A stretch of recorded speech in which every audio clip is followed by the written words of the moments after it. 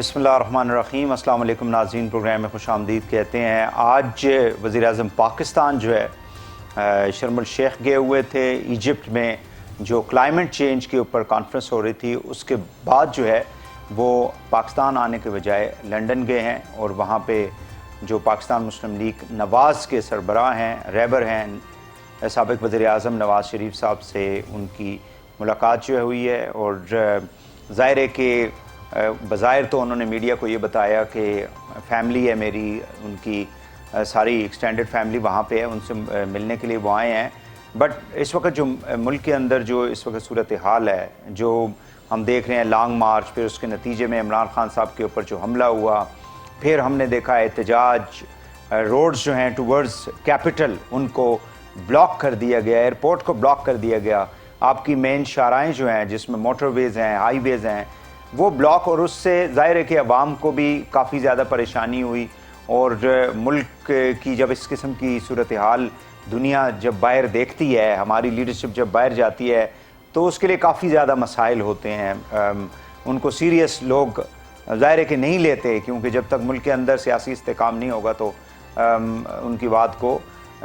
غور سے یا بہتر طریقے سے نہیں سنا جائے گا۔ اب دیکھنا یہ ہے کہ اسی مہینے کے اندر آرمی چیف کی تعیناتی بھی ہونی ہے، اور عمران خان صاحب جو ہیں وہ روڈوں کے اوپر ہیں۔ آج عمران خان صاحب نے لاہور کے اندر ایک مشاورتی اجلاس جو ہے بلایا ہوا تھا، جس میں انہوں نے اپنی تمام سینئر جو قیادت ہے پی ٹی آئی کی، اس میں ان سے مشاورت کی ہے، خاص کر جو ہوم منسٹر ہیں پنجاب کے عمر چیمہ صاحب، انہوں نے بریف کیا جو سلامتی یا سیکیورٹی کے حوالے سے جو لانگ مارچ کو اس وقت سیکیورٹی دی جائے گی، یہ جو ابھی حالیہ جو ایک ناخوشگوار واقعہ ہوا تھا اس کے بعد، ان تمام ایشوز کے اوپر ڈیفینیٹلی وہ مشاورت کریں گے نواز شریف صاحب کے ساتھ، پھر واپس آ کے ظاہر ہے کہ ایک اتحادی حکومت ہے، اور باقی اتحادی جماعتوں کو بھی کانفیڈنس میں لیں گے۔ ان تمام ایشوز کے اوپر ہم آج کے پروگرام میں بات کریں گے۔ اس وقت میرے ساتھ موجود ہیں جناب سید نیر حسین بخاری صاحب، آپ سابق چیئرمین سینٹ ہیں، سیکرٹری جنرل ہیں پاکستان پیپلز پارٹی کے۔ بہت شکریہ بخاری صاحب، آپ نے ہمیں ٹائم دیا۔ سب سے پہلے تو یہ سوال کروں گا کہ ایف آئی آر جو ہے عمران خان صاحب کے اوپر حملے کی درج ہو گئی، اس کی کاپی بھی سبمٹ ہو گئی ہے سپریم کورٹ آف پاکستان کے اندر، لیکن وہ خوش نہیں ہیں، اور انہوں نے کہا ہے جی کہ ہم اس کو چیلنج کریں گے عدالت میں جا کے، ڈسپائٹ دا فیکٹ کہ پرائم منسٹر نے ایک خط بھی جو ہے وہ لکھ دیا ہے جوڈیشل کمیشن بنانے کے حوالے سے، تاکہ اس کی تحقیقات کریں، اور کچھ 8-10 سوالات بھی اس کے اندر اٹھائے گئے ہیں۔ مجھے یہ بتائیے گا کہ جب کسی کے اوپر اس طرح کا حملہ ہوتا ہے تو جن لوگوں کو وہ نامینیٹ کرنا چاہتا ہے، کیا وہ ایف آئی آر کے اندر ان کے نام آ سکتے ہیں، چاہے وہ وزیر اعظم پاکستان ہو یا وزیر داخلہ ہو یا کوئی بھی ہو؟ اس مقدمے میں دو باتیں بڑی اہم ہیں۔ آبویسلی کہ کوئی بھی ایف آئی آر لانچ کرتا ہے کسی انسیڈنٹ کے بارے میں، تو وہ اپنے موقف کے مطابق ایف آئی آر لانچ کرتا ہے، اس میں ملاوٹ کرتا ہے یا بغیر ملاوٹ کے کرتا ہے، اس میں وہ حقائق بیان کرتا ہے یا حقائق سے بالاتر کوئی بات کرتا ہے، یہ تو اس کی اپنی صوابدید ہے۔ لیکن اس کو اسکروٹنائز کرنا انویسٹیگیشن جو اتھارٹی ہے اس کا کام ہے، جو آئی او انویسٹیگیٹنگ آفیسر ہے وہ اس کو اسکروٹنائز کرتا ہے، اور جو حقیقت ہوتی ہے اس کی بنیاد پہ یا جو ایویڈنس اویلیبل ہوتی ہے اس کی بنیاد پہ وہ اپنی رپورٹ مرتب کرتا ہے، جو عدالت پہ سبمٹ کرتا ہے۔ موجودہ میں یہ تو جو بڑی بیلیٹڈ ایف آئی آر درج ہوئی، یہ کنٹروورسی جن کی اپنی گورنمنٹ وہاں بیٹھی ہے، جن کی چیف ایگزیکٹو اپنا ہے، اور کیا ریزنز تھے کہ یہ لانچ نہیں کر پائے، ان کی کیا کمزوری تھی یا ان کی کیا کوتاہی تھی، یا کیا نقص تھے جس کی وجہ سے نہیں ہو سکی۔ میں سمجھتا ہوں کہ کوئی آدمی بھی جو اس وقت موجود تھا اس اجتماع میں، جو بھی کمپلینٹ لانچ کرتا ہے وہ اپنا موقف بیان کرتا ہے، اور وہ موقف جو ہے فرسٹ انفارمیشن رپورٹ پہ ہوتی ہے، اس کی پولیس اسکروٹنائز کر لیتی ہے۔ لیکن اب بات یہاں پہ بنیادی بات یہ تھی کہ اس ایشو پہ یہ اب اس میں دو ایشوز ریلیونٹ ہیں۔ ایک وہ جو اس دن انسیڈنٹ ہوا، جو فائرنگ ہوئی، جو لوگ مضروب ہوئے، کس نے فائرنگ کی، کس کی فائرنگ سے کون زخمی ہوا، یہ مسئلہ جو ہے قابل تفتیش ہے، اور یہ انویسٹیگیشن ہے، آئی او انویسٹیگیٹ کرے گا۔ ایک اس کے ساتھ منسلک بات ہے عمران خان کی، جنہوں نے کانسپریسی کا ذکر کیا کہ یہ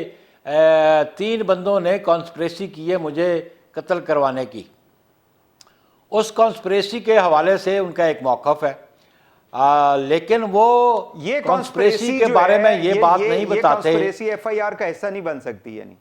میری آپ بات تو سن لینا۔ جی جی جی، اب اس پہ وہ اگر موقف دینا چاہتے ہیں تو وہ ایف آئی آر میں جو کمپلینٹ لکھتے ہیں اس میں وہ لکھے کہ یہ کانسپریسی کس کے سامنے تیار کی گئی،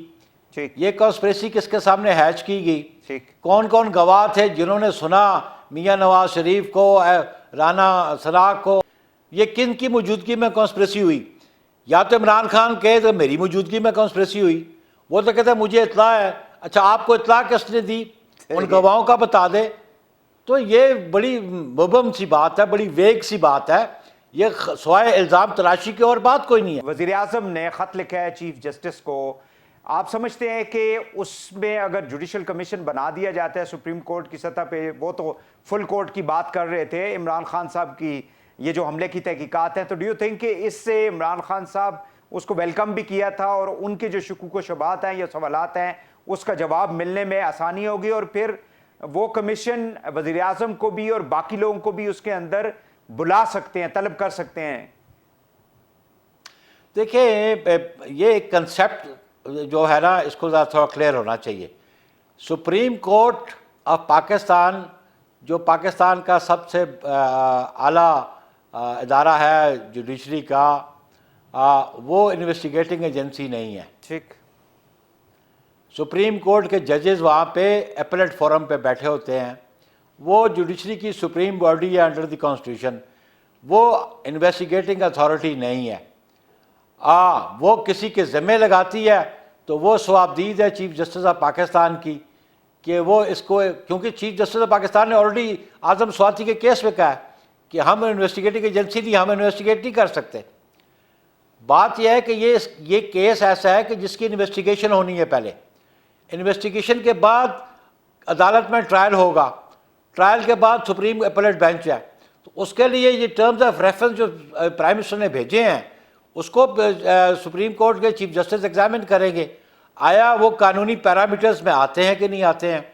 آیا اس کے لیے کوئی جی آئی ٹی بنانی پڑے گی، کوئی کسی کے ذمہ انویسٹیگیشن لگانی پڑے گی۔ اب بات یہ ہے کہ آپ کیا سمجھتے ہیں کہ ہماری جو سپریم کورٹ ہے یہ انویسٹیگیٹنگ ایجنسی ہے؟ میں as a student of law سمجھتا ہوں کہ یہ انویسٹیگیٹنگ ایجنسی نہیں ہے۔ تو آپ یہ کہنا چاہ رہے ہیں کہ پرائم منسٹر کا یہ جو پروپوزل ہے یہ بھی ٹھیک نہیں ہے؟ پھر میں سمجھتا ہوں کہ انہوں نے پروپوزل بھیجا ہے، اب سوابدید ہے کہ اس پہ چیف جسٹس آف پاکستان کیا اپنا رد عمل دیتے ہیں یا کیا کورس آف ایکشن وہ لیتے ہیں۔ لیکن بات یہ ہے کہ اگر عمران خان صاحب کے پاس یہ آپشن بھی ہے، دیکھیں عمران خان کہ اگر صاحب میری بات سنیں آپ، عمران خان صاحب کے پاس یہ آپشن ہے، نواز شریف پہ نہ رانا ثناء اللہ صاحب پہ نہ وہ پولیس کسی پہ ٹرسٹ ہی نہیں کرتے۔ آئی ڈونٹ نو کہ وہ کس سے انویسٹیگیشن کروانا چاہتے ہیں۔ آپ کیا سمجھتے ہیں سپریم کورٹ کے ججز یہاں پہ مقدمات کی تفتیش کے لیے بیٹھے ہیں؟ میں تو as a student of law سمجھتا ہوں کہ سپریم کورٹ کا یہ کردار نہیں ہے۔ بالکل صحیح ہے۔ مجھے یہ بتائیے گا کہ اس وقت جو صورتحال ملک کے اندر انتشار سارا پھیلا ہوا ہے، اس کی ذمہ داری خان صاحب پہ زیادہ آتی ہے یا آپ لوگوں کی جو اتحادی حکومت ہے اس پہ زیادہ آتی ہے؟ دیکھیں خان صاحب تو ڈے ون وہ تو گفت و شنید کرنا نہیں چاہتے، اچھا، وہ ڈائلاگ کرنا نہیں چاہتے، وہ موجودہ حکومت سے ان کو سوائے چور چور ڈاکو کہنے کے اور ان کے پاس کوئی موقف نہیں ہے۔ 4 سال حکومت میں رہے تو کوئی ایک کیس اسٹیبلش نہیں کر پائے، کسی ایک کیس میں کنوکشن نہیں کر پائے، اور اگر عمران خان صاحب مطمئن نہیں ہے پولیس سے تو ضابطہ فوجداری میں یہ بات موجود ہے کہ وہ پرائیویٹ کمپلینٹ کر لیں،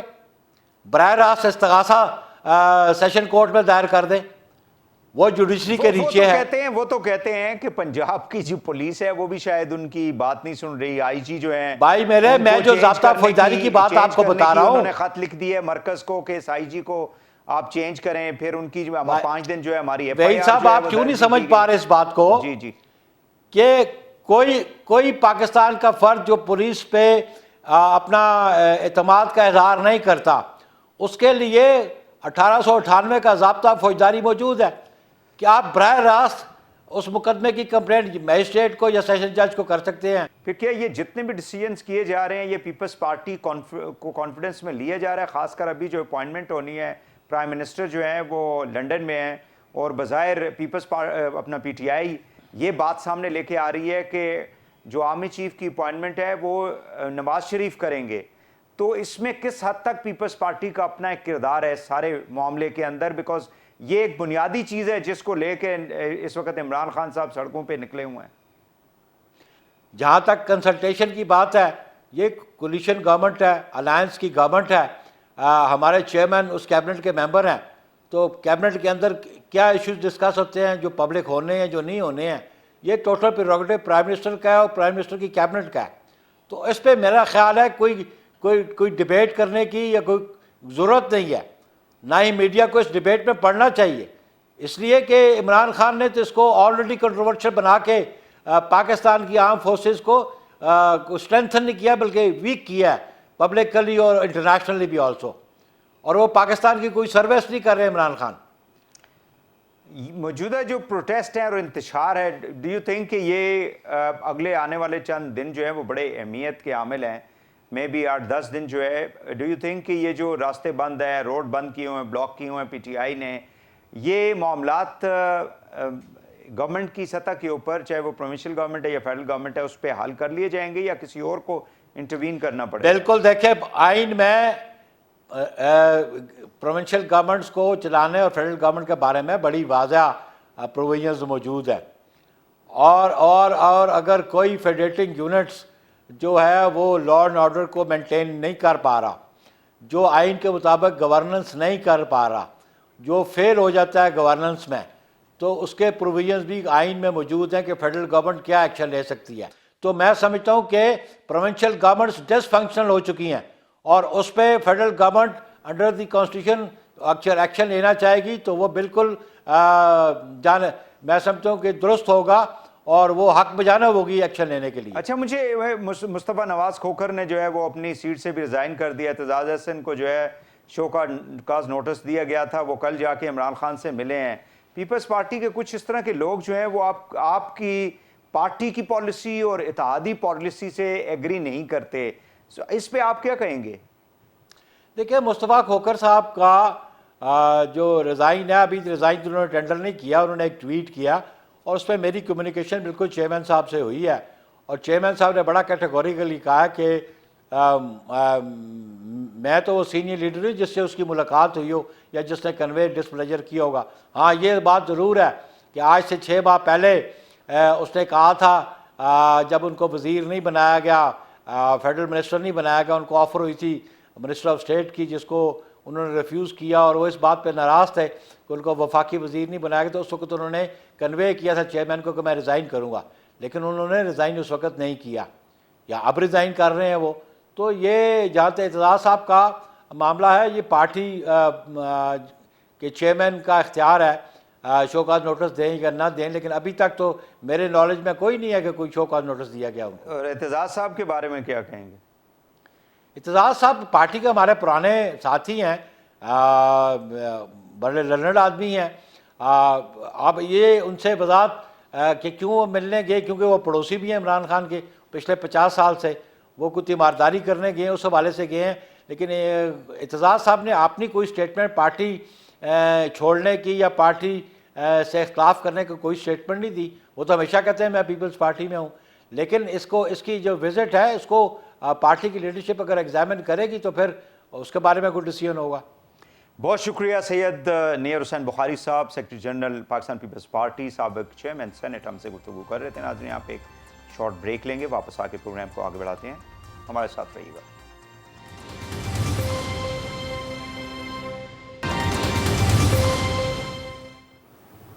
वेलकम बैक नाज़रीन, इस वक्त हमारे साथ मौजूद हैं हैदर वहीद साहब। आप माहिर कानून हैं, टीवी पर्सनालिटी हैं और सीनियर तजियाकार हैं, उनसे हम गुफ्तगू करेंगे इस वक्त जो मुल्क की सूरत हाल है। बहुत शुक्रिया हैदर साहब, आपने हमें टाइम दिया। सबसे पहले तो ये बताइएगा कि प्राइम मिनिस्टर जो हैं वो लंदन गए हैं, he was on a foreign trip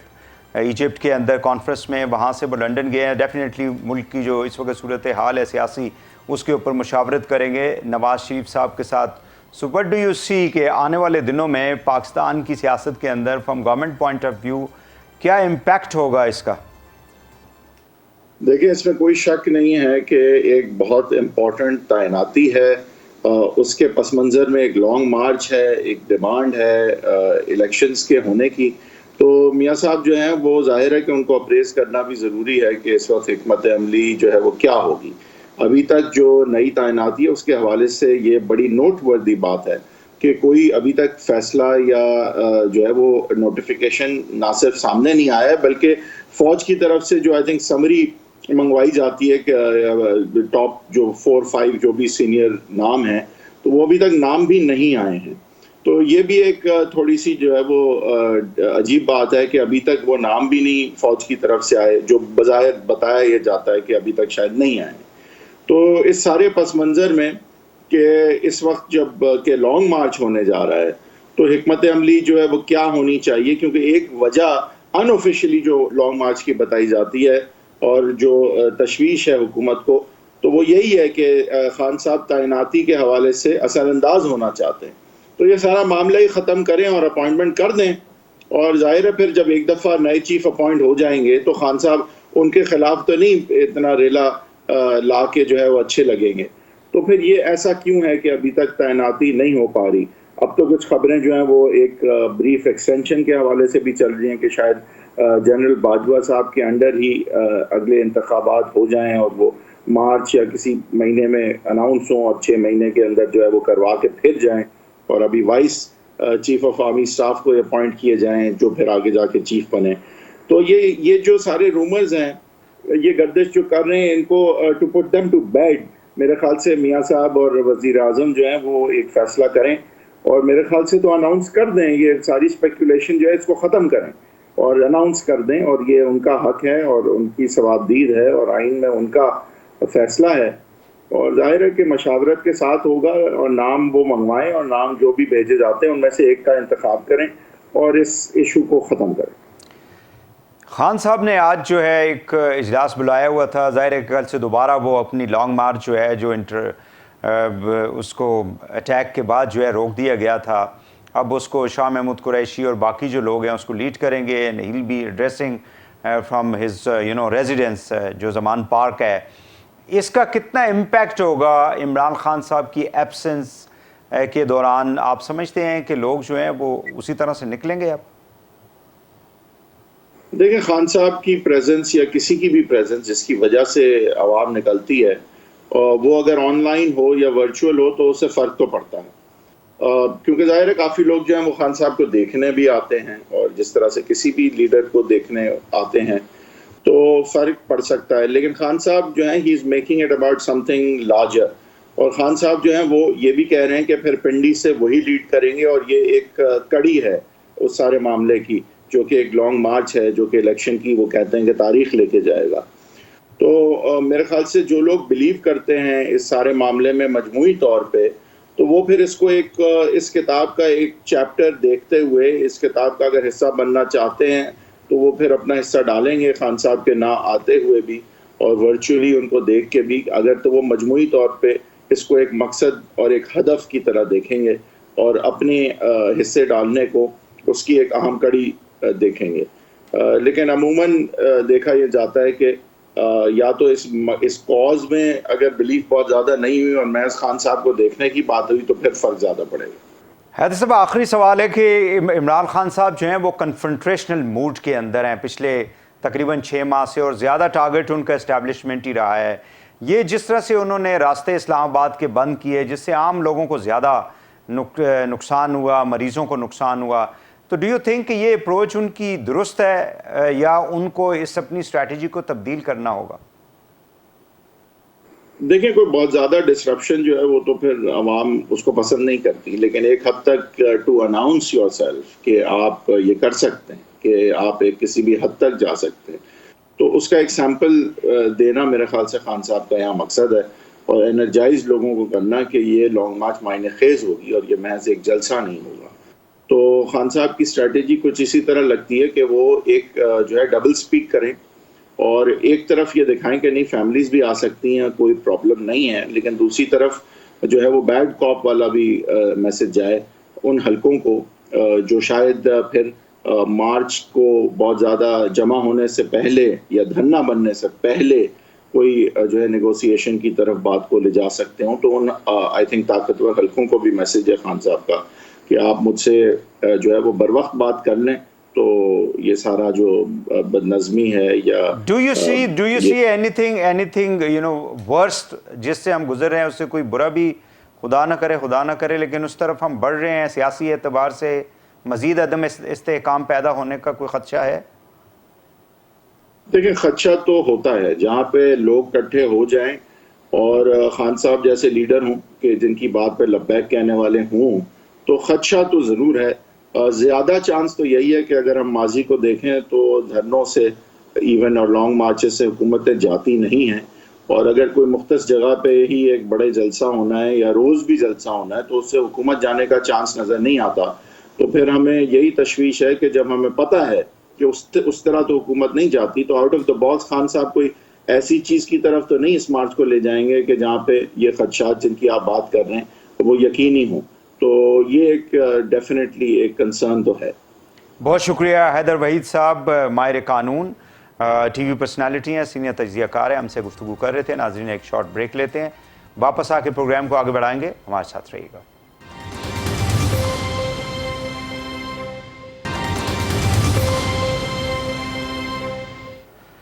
welcome back. ناظرین، آج وزیر خزانہ پاکستان جناب اسحاق ڈار صاحب نے کہا ہے کہ سود کا جو نظام ہے اس سے ہم باہر نکل رہے ہیں، اور اس حوالے سے آپ کو معلوم ہوگا کہ چند ماہ قبل جو ہے وہ شریعت کورٹ نے ایک فیصلہ دیا تھا جو کہ جماعت اسلامی پاکستان جو ہے وہ یہ مقدمہ لے کر وہاں پہ گئی تھی، اور انہوں نے ڈائریکشن دی تھی گورنمنٹس کو کہ ایک پیریڈ آف ٹائم ہے جس میں آپ نے موجودہ جو بینکنگ کا نظام ہے اس سے آپ نے سود سے پاک جو بینکنگ ہے اس کو متعارف کروانا ہے. اس حوالے سے ابھی ہم گفتگو کریں گے. میرے ساتھ موجود ہیں ڈاکٹر فرید پراچا صاحب، نائب امیر ہیں جماعت اسلامی کے اور سابق پارلیمنٹیرین ہیں. بہت شکریہ ڈاکٹر صاحب، آپ نے ہمیں ٹائم دیا. سب سے پہلے تو یہ بتائیے گا کہ یہ کب تک یہ جو ہے اس کے اوپر عمل درآمد ہو سکتا ہے according to the direction of the court? جی بسم اللہ الرحمن الرحیم. ایک تو میں شکریہ بھی ادا کرتا ہوں آپ کا کہ آپ نے اس اہم موضوع پہ آج یہ گفتگو رکھی ہے، اور اسحاق ڈار صاحب کا بھی جو چیزیں اگرچہ آئینی ہیں انہیں خود بخود کرنی چاہیے، لیکن جب بھی حکومتوں کو خیال آ جائے تو بہرحال ہم سمجھتے ہیں کہ جی قوم کی طرف سے ان کا شکریہ ادا کرنا چاہیے. عدالت وفاقی شرعی عدالت نے بڑے طویل ایک بحث کے بعد اور بڑے مدلل طریقے سے انہوں نے 28 اپریل 2022 کو جو 26 رمضان المبارک تھا اور 27ویں رمضان المبارک کی شب بنتی تھی، اس مبارک موقع پہ انہوں نے یہ فیصلہ دیا. ان میں سے چیف جسٹس محمد نور مسکان زئی تھے جو اب شہید بھی ہو چکے ہیں، اللہ تعالیٰ ان کی شہادت کو قبول فرمائے. تو بڑا تاریخی فیصلہ ہے، 318 صفحات پر مشتمل ہے، اور اس میں انہوں نے سود کی ہر قسم کہ جو جہاں بھی لفظ انٹرسٹ آیا ہے انہوں نے کہا کہ یہ اس سے مراد ربا ہے. پہلے حکومتیں اس کا لیتی تھی کہ جی یہ ربا نہیں ہے اور وہ ربا نہیں ہے اور بینک انٹرسٹ بھی نہیں ہے، یعنی آخر میں وہ مہاجن کا چھوٹا سا سود جو ہے وہ حرام قرار دے کے اور باقی سارا سودی نظام جاری رکھا ہوا تھا. اور یہ وہ واحد برائی ہے کہ جس کے خلاف اللہ اور رسول کی طرف سے اعلان جنگ ہے، اور کسی برائی کے خلاف خود اللہ اور رسول نے اعلان جنگ نہیں کیا لیکن اس کے خلاف کیا ہے. تو اب 3 تاریخیں دی تھی وفاقی شرعی عدالت نے، ان میں سے ایک 1 جون 2022 کی تھی، وہ گزر چکی ہے، اور اس میں 8 قوانین انہوں نے کہے تھے کہ یہ تو فوری طور پہ کالعدم قرار دے دیے جائیں. پھر ایک انہوں نے دی ہے 31 دسمبر 2022 کی جو آنے والی ہے، 1 آدھ مہینہ اب اس میں باقی ہے. اس میں انہوں نے کہا تمام سودی قوانین کو ختم کر کے متبادل قانون سازی کر لی جائے. ایک تاریخ پھر انہوں نے دی ہے، یہ 31 دسمبر 2027 ہے، یعنی بڑی کھلی مدت دے دی، 5 سال دے دیے ساری معیشت کو اسلامی بنیادوں پہ استوار کرنے کے لیے، سود کو مکمل ختم کرنے کے لیے، نظام زکوٰۃ کو رائج کرنے کے لیے، اسلامی نظام معیشت کے ثمرات سے قوم کو فیضیاب کرنے ڈاکٹر صاحب کے لیے۔ مجھے جی بالکل، اب مجھے یہ بتا دیں کہ اس کے اندر یہ جتنے بھی قوانین ہیں اس کو بنانے کے لیے ظاہر ہے کہ پارلیمنٹ کے اندر ان کو لانا ضروری ہوگا، تو اس پہ مشکلات کہاں پہ ہیں اس وقت جو پرابلم ہے؟ ایک تو یہ ہے کہ قانون سازی اٹ سیلف، اور پھر جو موجودہ بینکنگ کا سسٹم ہے، نظام ہے، چاہے وہ اسٹیٹ بینک کا ہے یا کمرشل بینکس کا ہے، اس میں، اور پھر ظاہر ہے کہ ہماری جو باہر کے ممالک کے ساتھ جو بھی ہماری ڈیلنگ ہوتی ہے، ان تمام چیزوں کو پھر کیسے ایڈریس کیا جائے گا؟ دیکھیے ایک بات تو میں یہ کہوں کہ اصل کمی جو ہے وہ نیت کی ہے، ارادے کی ہے، کمٹمنٹ کی ہے۔ اگر تو حکومت کی نیت ہو تو پھر یہ سارے کام ماضی کے اندر کتنے ہی کمیشن بنائے، خود حکومتوں نے بنائے ہیں، جن میں راجہ ظفر الحق کمیشن ہے، پروفیسر خورشید احمد کمیشن ہے، ایم اے حسنی یہ تھے اسٹیٹ بینک کے، ان کا مطلب بہت ساری چیزیں ہیں کہ جو وہاں پہ موجود ہیں۔ اس میں اس حد تک کام ہوا ہے کہ بینکنگ کا، اسلامی بینکنگ کا، کہ پیپر کس طرح سے ہوں گے، اس کے فارم کس طرح سے ہوں گے، اور دوسری کس طرح سے۔ اس لیے اصل اگر حکومتیں یہ فیصلہ کر لیں کہ یہ کرنا ہے تو اس میں قطعاً کوئی رکاوٹ نہیں ہے۔ اس میں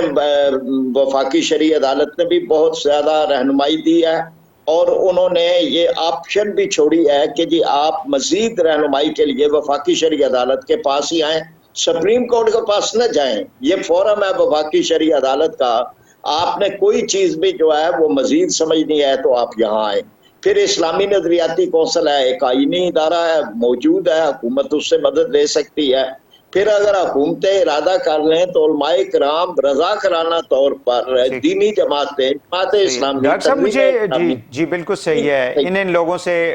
ہیلپ لی جا سکتی ہے۔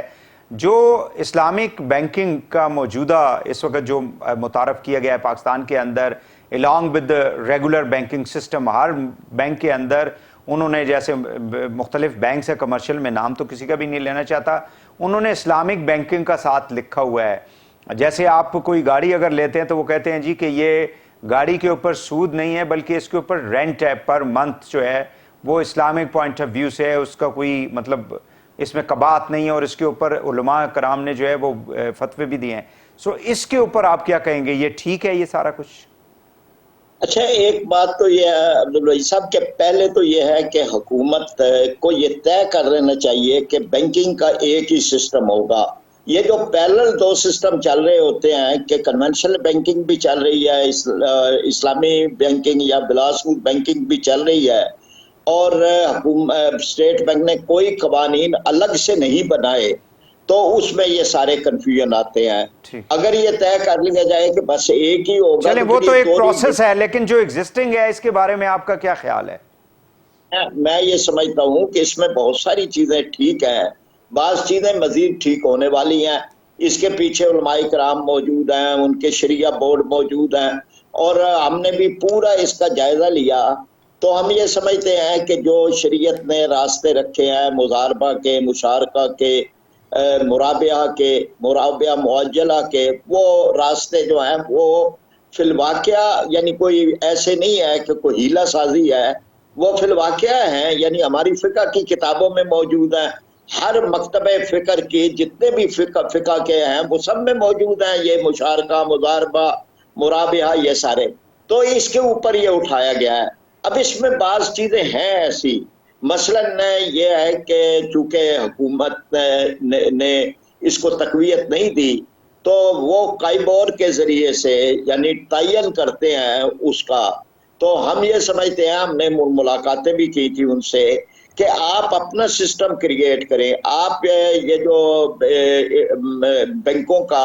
موجودہ نظام ہے، قائبور، لائبور وغیرہ، اس کو چھوڑ کے اپنے نظام وضع کریں۔ چلیں ٹھیک ہے پرائز صاحب، ٹائم کا تھوڑا سا ایشو ہے۔ آج عمران خان صاحب سے ملاقات ہوئی ہے سراج الحق صاحب نے کی، اور ڈیفینیٹلی وہ ان کی طبیعت کا پوچھنے کے لیے گئے ہوں گے۔ کیا اس میں کوئی سیاسی بات بھی ہوئی ہے، آگے چل کے کوئی پی ٹی آئی کے ساتھ جماعت اسلامی جو ہے وہ کوئی پولیٹیکل وہ کر سکتی ہے آپس میں اتحاد؟ نہیں، یہ تو ایک خیر سگالی کا تھا، صحت کے معاملے میں تھا. باقی جب لوگ بیٹھتے ہیں تو گفتگو بھی ہوتی ہے سیاسی حالات پہ. ہم یہ سمجھتے ہیں کہ یہ انتخابی معاملات وغیرہ تو بعد کی چیزیں ہیں، اور اس میں جماعت اسلامی نے اپنا شورا نے طے بھی کیا ہوا ہے کہ ہم یہ اتحادی سیاست وغیرہ نہیں اختیار کریں گے. چلیں، بہت شکریہ ڈاکٹر صاحب، تھینک یو ویری مچ. بہت شکریہ ڈاکٹر فرید پراچا صاحب، نائب امیر جماعت اسلامی. ناظرین ہمارے ساتھ موجود تھے. اور جو اس وقت سود سے پاک بینکنگ کا نظام جو ہے متعارف کیا جانا ہے پاکستان کے اندر، اس کے اوپر سیل حاصل جو ہے انہوں نے اپنا ایک اوپینین جو ہے وہ دیا ہے. آج کے لیے اتنا ہی. وحید حسین کو پروگرام سے اجازت دیجیے. اللہ حافظ.